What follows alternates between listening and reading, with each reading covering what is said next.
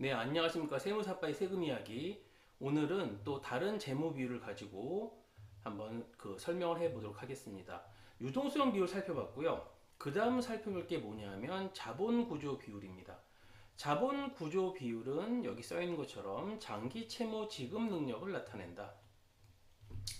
장기 채무 지급 능력. 여러분, 이 장기 채무 지급 능력이라는 것은 결국 뭐냐면 1년 이상이에요. 자, 1년 이상의 어떤 장기적인 기업의 어떤 지급 능력을 가지고 있느냐. 결국 장기 채무 지급 능력이 있다는 얘기는 어떤 기업의 존속, 그런 것에 문제가 없다. 즉, 계속 기업에 어떤 영향을 미칠 수 있는 사항들을 한번 살펴보자. 이제 이런 얘기죠. 기본적으로 단기 채무 지급 능력과 다르게 장기적인 관점에서의 어떤 능력이다. 그러다 보니까 이것들을 뭐라 그러죠? 자본 구조라는 말을 쓰죠. 자본 구조 비율. 여러분 보면 이 재무 상태표를 좀 그려보면, 자, 밸런스 시트 재무 상태 그려보면 이쪽이 뭐죠? 자산, 이쪽이 뭐죠? 부채와 이쪽이 자본이죠. 그렇죠?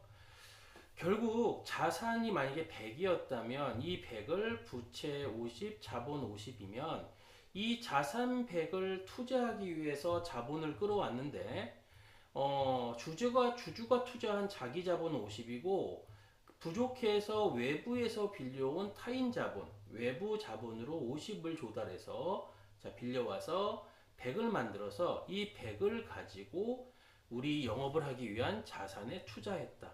이제 이런 측면도 되거든요. 이쪽이 뭐가 되죠? 투자, 차변 쪽의 투자. 이쪽 대변 쪽이 뭐예요? 조달, 자금의 어떤 조달 측면에서 볼 수가 있다. 그렇죠.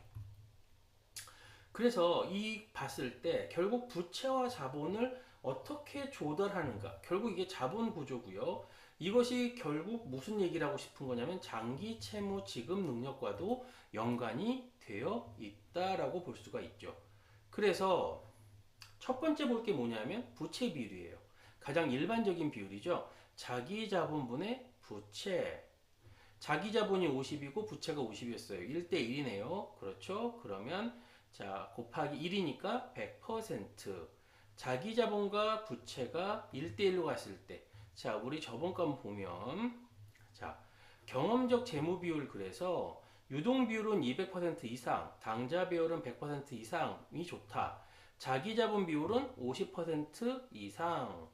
그죠? 자기 자본 비율이 50% 이상이니까 자기 자본 비율, 총 자본분의 자기 자본이 50% 이상 되면 좋다라고 보는 건데, 결국 부채 비율로 따진다면 100% 이상이 된다는 얘기죠.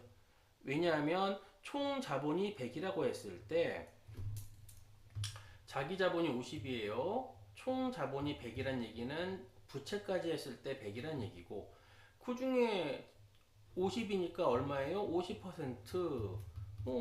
괜찮다 이거, 이상 되면 좋다는 얘기죠. 똑같은 말이 뭐예요? 부채가 50이고 자기 자본도 50이고 같은 말이죠. 총 자본 100이랑 부채 50, 자기 자본 50 같은 거죠. 결국 얘는 몇 퍼센트? 100%. 네, 경험적 비율로 봤을 때 부채 비율 100% 이상, 자기 자본 비율 50% 이상이 우수하다라고 본다. 근데 항상 얘기하지만 여러분, 우리 비율은 뭐랑 비교하는 거다? 표준 비율. 이 표준 비율은 지금 본 경험적 비율도 있지만 주로 뭐를 많이 쓴다? 산업 평균.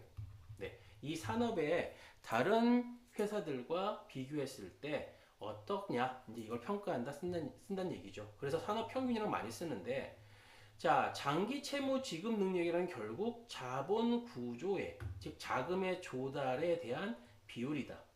결국 부채를 많이 의존하느냐, 그렇죠? 자기 자본 쪽에 많이 의존하느냐. 여러분, 당연히 안정적인 경우에는 뭐가 유리해요? 자기 자본 쪽에 의존하는 게 가장 좋죠. 심지어 그래서 100% 예를 들어서, 자, 부채는 하나도 없다. 오로지 자기 자본만으로 자, 운영하겠다. 그럴 수 있죠. 자기 자본만으로. 그러면은 부채는 하나도 없고 자기 자본 이꼴 자산이에요. 자기 자본만 가지고 자산을 모두 구성했다. 당연히 그럴 수가 있죠.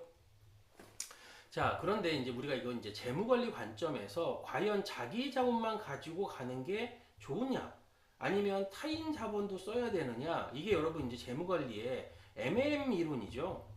거기서 봤을 때 법인세가 존재할 때에는 타인 자본을 사용한, 즉 부채를 사용한 기업들이 감세 효과 때문에 부채의 절세 효과 때문에 부채 쓰면 이자 비용에 대한 절세 효과 때문에 더 기업 가치가 자기 자본만 쓴 기업보다 부채를 쓴 기업이 더 높더라. 그게 MM 이론이죠. 이건 재무관리 살펴볼 내용인데 어쨌든 간에 장기 채무 지급 능력은 부채는 최대한 작게 사용하고 자기 자본을 많이 사용하는 게 훨씬 더 좋다라는 측면이고요.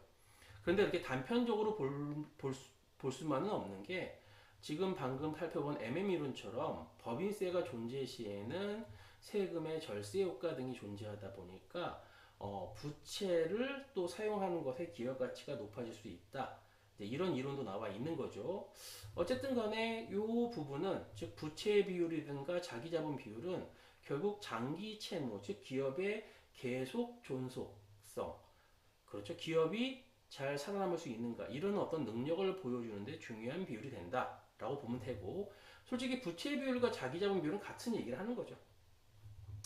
하나 볼게 비유동 비율 한번 볼게.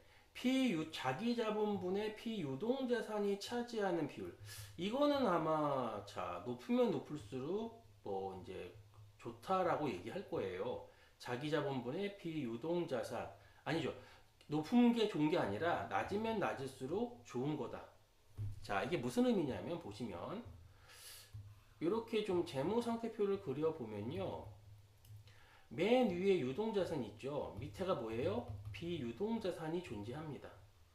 얘네들은 뭐 하는 자산이죠? 예, 돈을 벌어들이는 자산이죠. 그러면 이 비유동자산에 투자하기 위해서는 얘는 오랫동안 보유하고 수익을 내야 되는 거니까 가장 좋은 게 뭐예요? 자기 자본.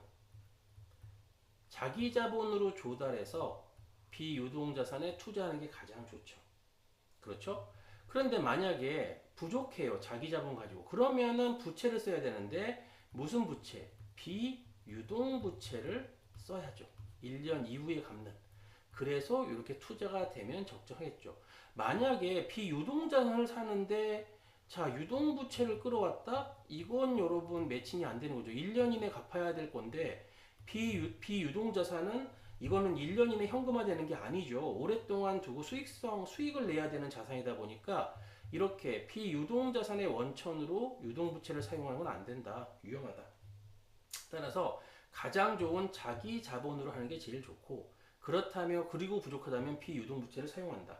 그랬을 때 나타난 지표가 자기 자본분의 비유동 자산이죠.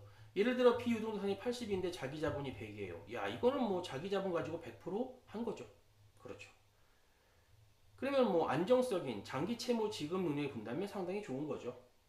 그 다음 볼 게 뭐냐면 이자 보상 비율이에요. 우리의 현재 영업이익이 이자 비용이 몇 배냐. 이자 비용이 100인데 영업이익이 1000이래요. 그러면 이자 비용 10배구나. 영업이익 갖고 이자 비용 충분히 낼 수 있구나. 이것들을 나타낸다는 얘기죠. 결국 장기 채무 지급 능력이 하나의 지표로서 이자 보상 비율이 존재한다. 흔히 이제 잘 보지 않는 게 이제 이 비유동 비율 쪽이죠. 네, 자기 자본을 가지고 비유동 자산에 투자하는데 자기 자본이 얼마만큼 역할을 했느냐. 자기 자본이 많이 역할을 하면 할수록 안정적인 거죠. 그렇죠? 자기 자본이 부족한 부분은 비유동 부채로서 커버를 해야 되니까. 네, 그래서 오늘은 자 여기까지 진행하고 또 다음 시간에 찾아보도록 하겠습니다.